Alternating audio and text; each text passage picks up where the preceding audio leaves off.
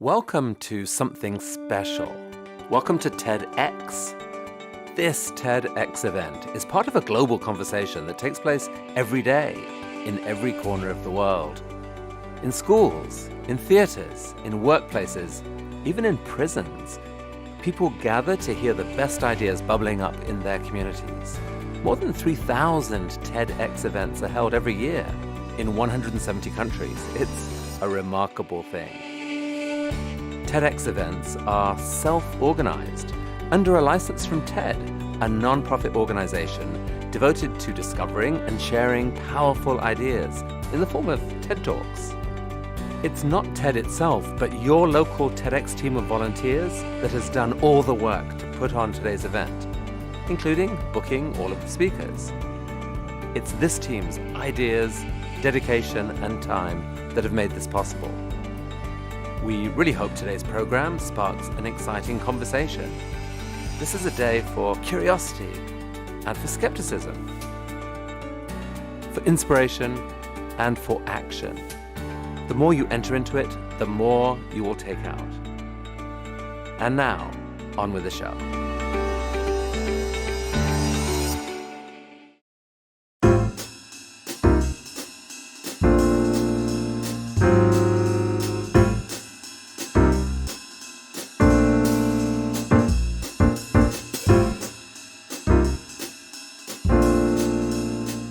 Laughter is one of the strongest and most uncontrollable human emotions.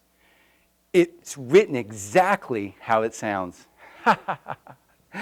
It's a repeatable pattern of H-A-H-A, and it reveals your biases because you cannot hold back what makes you laugh.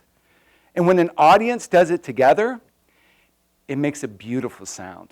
Different styles, different pitches, all coming together to make a song of happiness. And laughter allows you to learn. It frees and opens your mind to accept something new. And when you laugh once, you get the giggles. But what about hate? Hate is one of the strongest and most uncontrollable emotions as well. Hate is almost written like ha-ha, but its pattern is broken. H-A-T-E. Hate also reveals your biases. And when an audience hates together, it turns into a mob. And from a mob, it devolves into violence. Hate prevents one to learn. It freezes and closes the mind. And when you hate once, you easily hate again. Is the analytics of what makes people laugh the same analytics to make people hate? And if so, can one use the other to change? I was born colorblind. Some people will call it a disability. I think of it as a superpower. Not one color outshines the other. Every color is the same, but secretly, my favorite color is gray. And I always get the same silly questions. They ask, what does black and white look like to you? And I always smile and say, 50 Shades of Gray? And how do you know when to stop at a traffic sign? And I'm always like, top, stop, middle, go faster, bottom, go with the flow.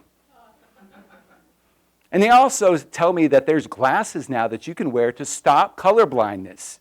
Why would I do that? That is my superpower.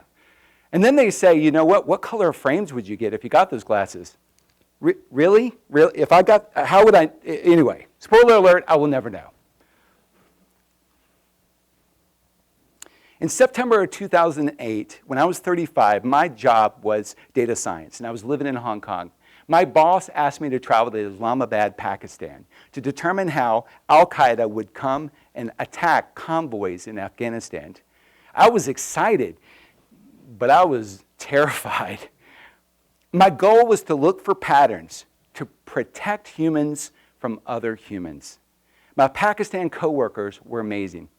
They risked their lives, showing me around, protecting me, taking me from meeting to meeting. And Pakistanis believed technology and creativity was going to change their destiny. We did discover a pattern, by the way.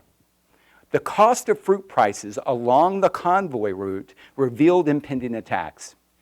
Locals didn't want to tell you if there was a terrorist attack. If they did, they would be killed. So what they would do is, if a cost of a mango went from 10 cents to $2, spiked, then we knew attack was pending. And they were trying to make as much money as they could to protect their family and get out of town. We knew something was about to go down. And ironically, when all this was happening between meetings and working there in Pakistan, my coworkers inspired me to start doing stand-up comedy. Genzib kept telling me, "You're so funny." And he kept showing me viral clips over and over of a comedian called Russell Peters. He's like, "You're just like him." And the last night I was there, a Friday night, after everyone had broken fast, after Ramadan, I performed my first little open mic. It was in the restaurant of the Marriott. And they were a great crowd, by the way. Everyone laughed. Of course, I think they just had pity on me because I was a white guy in Pakistan doing a comedy show in a Marriott restaurant. But it was great. And the next day, I packed my bags, said goodbyes. I told them I would see them again, inshallah, and I left. I left my hotel at 6 p.m. to catch my flight.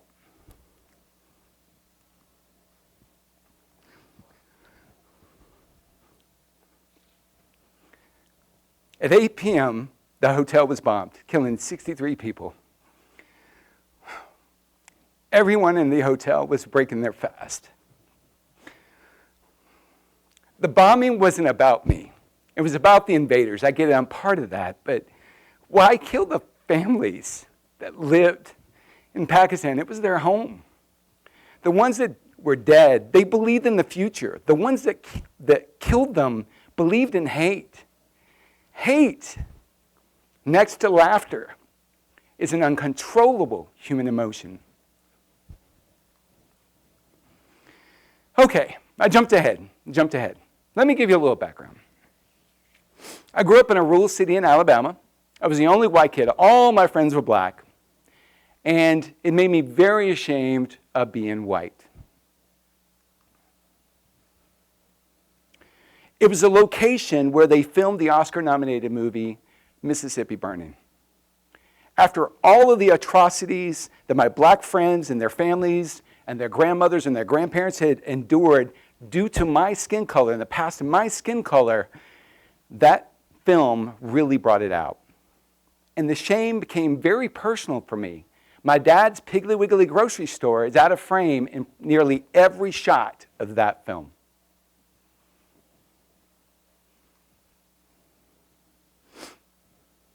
In college, I fell in love with stats. Stats at that time was the gold standard of math. If you said anything with stats, argument stopped. You put a bar chart in it, you won. Pie chart, over.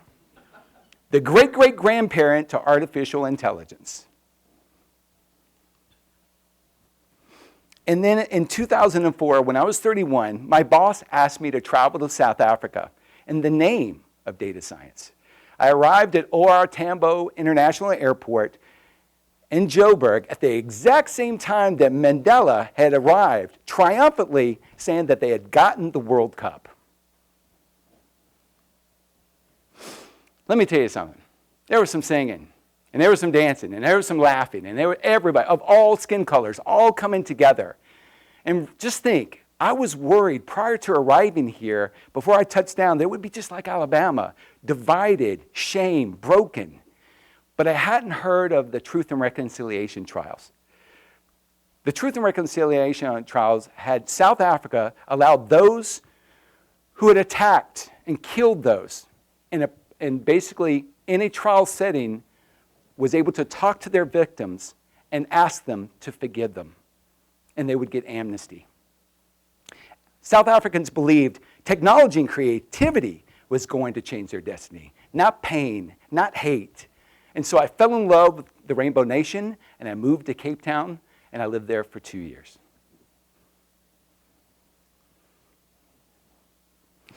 I began to see that data science and stand-up comedy over time has the same pattern. Now, the formula for stand-up comedy is simple. All people want to belong. All people want to laugh. All people want to be loved. But I thought, that's the pattern for that. What's the pattern to hate?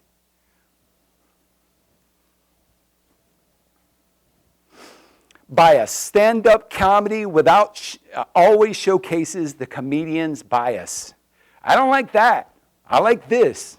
Why is it that people do this? Why do people do that? That is a stand-up comedian's usual toolbox. But as a data scientist, I always try to search out biases and get rid of them for purer results.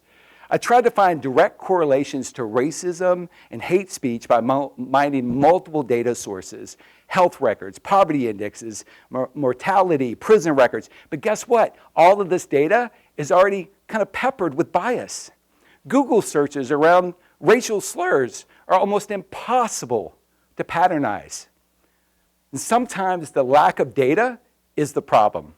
There's not enough minority viewpoints or perspectives. We need niche data sets that speak to different lifestyles, different skin colors, different sexes, all of that to be able to bring it in. And sometimes too much data is the problem, like the Boston housing data set. This data set, before it was banned, was a standard, and it basically had data around mid-1970s Boston housing prices. Sounds innocent enough, but there was a little column named B. This column equals black proportion of population for pricing. This parameter is a model that promotes systematic racism. It's interesting to overlay the data around hate speech and hashtag bullying based on geographic areas, especially during political elections. It's funny how they try to radicalize to get the people to vote, because fear makes people vote and hate makes people vote. If you investigate genocide or any worldwide conflict 6 months in advance, look at the comments being said on Instagram, Twitter, YouTube, Facebook, on all social media. Other factors include rhetoric, government rhetoric, inflation. Another powerful indicator is to buy tickets to a stand-up comedy club. You can actually take special note of the jokes that they talk about racial inequality, race relations, and some of the issues that they're facing of the day. It's a perfect sample size for the population. Noise.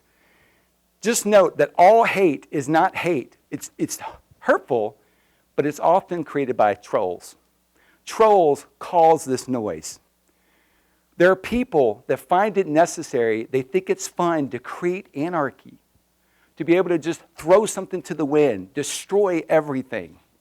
Trolling causes data noise, but also causes gullible viewers and consumers to believe the comments.